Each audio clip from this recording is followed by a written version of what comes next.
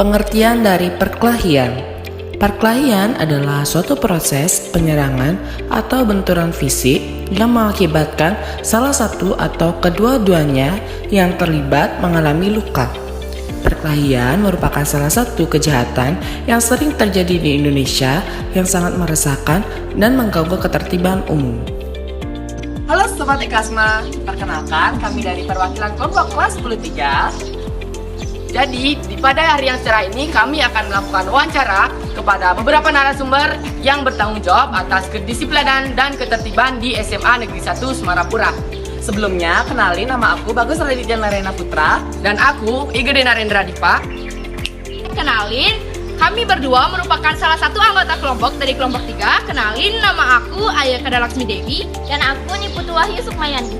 Halo semuanya, kami juga anggota dari kelompok 3. Kenalin, nama aku Gede Dede Galang Aryawan. Kenalin juga, nama aku Gede Rado Artika Pramana. Oke Pak, di sini kami dari salah satu kelompok kelas 10-3 nih mau wawancari Bapak dengan tema perkelahian yang terjadi di lingkungan sekolah. Kami akan memberikan beberapa pertanyaan ya untuk Bapak. Yang pertama, menurut Bapak nih, siapakah yang bertanggung jawab dan melibatkan pihak siapa saja jika terjadi pertengkaran di lingkungan sekolah yang mengakibatkan sampai adanya korban? Oke, kalau kita ngomong tentang perkelahian ya di lingkungan sekolah, yang pertama pasti pihak sekolah yang bertanggung jawab untuk perkelahian. Karena apa? Kalau kejadiannya memang di sekolah, kalau di lingkungan sekolah, sekolah yang bertanggung jawab karena masih dalam ruang lingkup sekolah. Terus siapa yang dilibatkan? Dilibatkan pastinya pembina-pembina OSIS dan wakil kesiswaan untuk mengatasi dari permasalahan perkelahian itu. Terus pendapat Bapak mengenai kasus perkelahian di sekolah yang banyak terjadi bagaimana? Dan apakah latar belakang yang paling banyak menyebabkan terjadi? Kalau masalah perkelahian, kalau bisa kita lihat, namanya orang berkelahi itu berkaitan perselisihan pendapat, ya kan? Entah itu pendapat masalah pribadi atau masalah kelompok. Itu biasa yang sering melatar belakangi terjadinya perkelahian antar siswa di sekolah. Kira-kira nih di masa COVID ini banyak nggak sih perkelahian di sekolah? Untuk masalah COVID ini kemungkinan dan memang tidak ada sama sekali yang perkelahian. Karena apa? Kita bisa lihat kita sekolah tidak tatap muka. Terus yang kedua, siswa tidak pernah datang ke sekolah. Terus upaya yang bisa dilakukan sekolah agar pertengkaran dan perkelahian antar siswa tersebut tidak terjadi kembali bagaimana? Pasti ada tindakan preventif dan represif. Kalau preventifnya mungkin dengan cara menanamkan kayak kemarin ada aturan-aturan yang harus ditempel di kelas kan.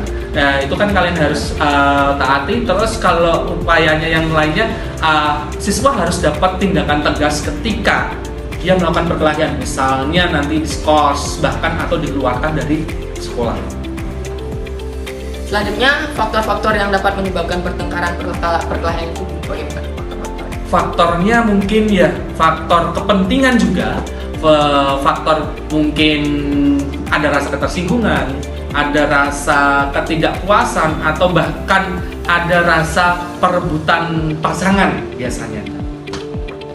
Selanjutnya, kasus perkelahian yang terjadi di sekolah ini khususnya, bagaimana cara Bapak untuk menangani kasus tersebut atau sanksi apa yang bisa Bapak berikan? Menanganinya pasti memanggil pihak yang berkelahi. Terus untuk sanksi biasanya kita serahkan dulu ke BK.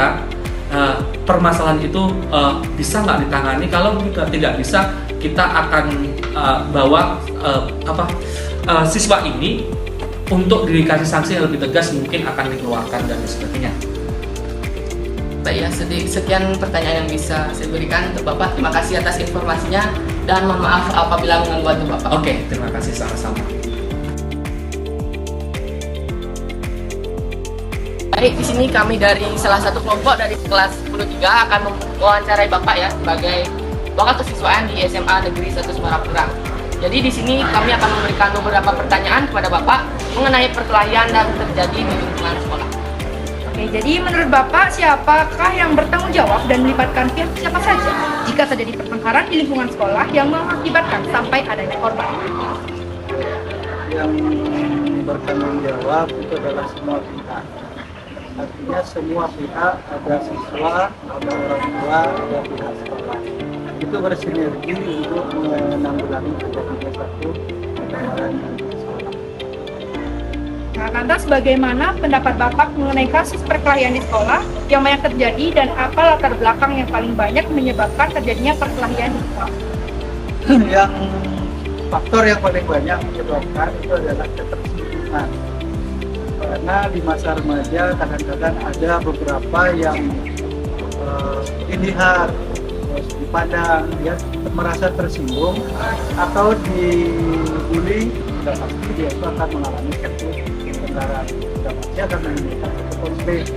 Nah sekarang faktor itulah yang kita akan gunakan. Bagaimana caranya? Sudah pasti itu adalah memanggil dari kedua belah pihak untuk melakukan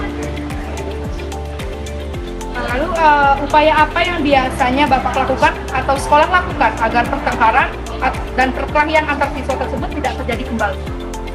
Usaha-usaha yang kita lakukan itu adalah mensosialisasikan atau membuat satu peraturan jika ada siswa yang pada saat siswa tersebut mengalami suatu pertengkaran ataupun terjadinya suatu konflik itu, sudah pasti kita akan memberikan satu sanksi yang cukup berat. Hal sanksi tidak ada perlu ada surat perintah atau yang lainnya, langsung biasanya kita akan dibuat dalam satu aturan. Dari beberapa kasus perkelahian yang terjadi di SMA dan Negeri Semarapura, bagaimana cara Bapak untuk menangani kasus tersebut dan sanksi apa saja yang biasa Bapak berikan kepada pelaku dari kasus perkelahian? Dalam menangani kasus pertengkaran tersebut antara satu siswa dengan siswa yang lain, itu adalah kita memanggil dari kedua belah pihak. Setelah kita panggil, kita mencari satu sumber apa ujung daripada akar permasalahannya. Dan sudah pasti kita akan mencari satu kebenaran antara siswa satu dengan siswa yang lain. Setelah kita temukan di kedua belah pihak, kita memanggil orang tuanya. Karena kita akan menyelesaikan konflik yang ada, pertengkaran itu secara kekeluargaan dulu. Sehingga dengan kekeluargaan itu bisa terselesaikan, kita akan dapat. Seandainya berlanjut, sudah pasti sanksi berat yang dia dapatkan, yaitu bisa dikeluarkan dari sekolah. Oke, baik. Terima kasih pendapat Bapak tentang perkelahian yang terjadi di lingkungan sekolah, dan terima kasih sudah meluangkan waktunya untuk puas. Ya. Jadi, kesimpulan yang kita dapat ambil dari dua narasumber tersebut adalah yang pertama, faktor-faktor yang membuat terjadinya perkelahian. Faktor yang pertama adalah terjadinya kesalahpahaman. Yang kedua adalah pembulian, dan yang ketiga adalah terjadinya perbedaan perspektif. Nah, pada kejadian ini biasanya yang terlibat adalah kaum laki-laki.